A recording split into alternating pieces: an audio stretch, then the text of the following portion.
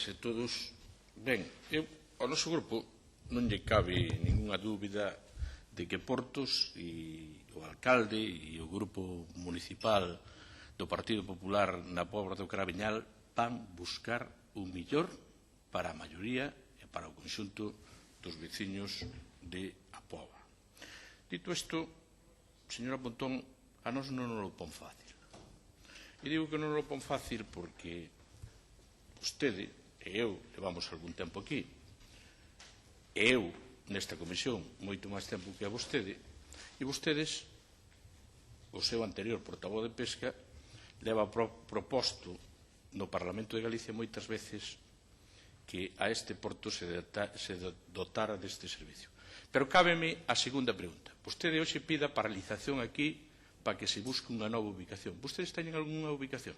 Teñen ubicación? Sería bon tamén que o fixera público, claro. Vostede non dixo se tiñan algunha ubicación.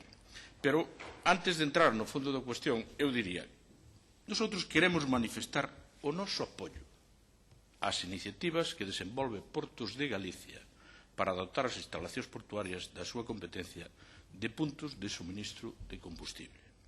E deste xeito, as demandas dos profesionais do mar que poden ser satisfeitas.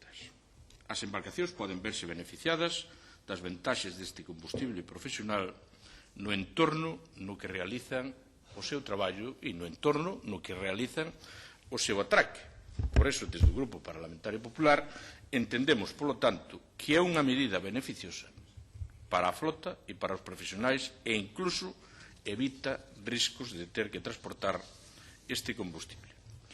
Dito isto, no caso que nos ocupa, eu teño que dicir que Portos de Galicia levou a cabo unha tramitación do expediente para a instalación dunha estación suministradora de combustible na Pobra do Carabiñal de xeito riguroso. De xeito riguroso. En base á legislación vixente e mantendo un diálogo ou intentando manter un diálogo aberto de forma constante co sector que demandaba este punto de suministro e cos operadores. En consecuencia, o procedimento tramitouse con todas as garantías administrativas.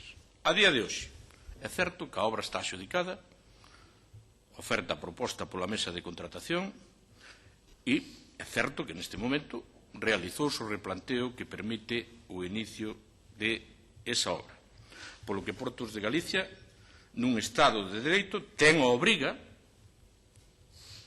de manter esa adxudicación. E no caso contrario, señorías, tería que facer frente a unha sanción económica e unha indemnización. Eu non sei se iso é o que nos están pedindo vostedes hoxe aquí. Se é iso o que nos están pedindo, é bom que tamén o dixen. E creouse, ademais, unha expectativa de dereitos que hai, entendo eu, que respetar. Pero, ademais, hai un dato importante que o Bloque Nacionalista Galego parece que o quere ver. Na tramitación do concurso cúmplese, como non podía ser de outro xeito, co trámite de información pública. Un trámite que se pechou sin ninguna incidencia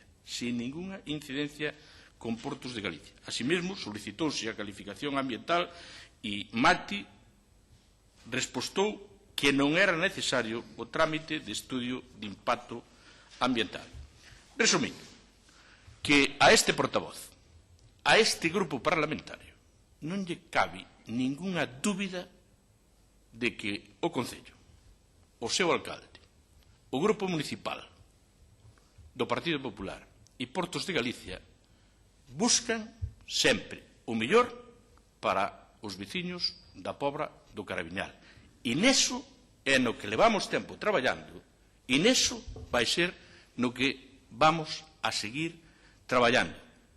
E iso é o que vamos a defender sempre. O mellor para o conxunto dos veciños de o Pobra do Carabiñal. E o mellor creo que xa demos un paso importante.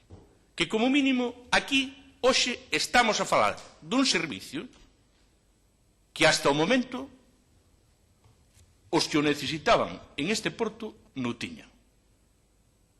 Polo cual, creo que dimos un paso importante, vamos a dotar ao Porto de un servicio que de momento non tiña.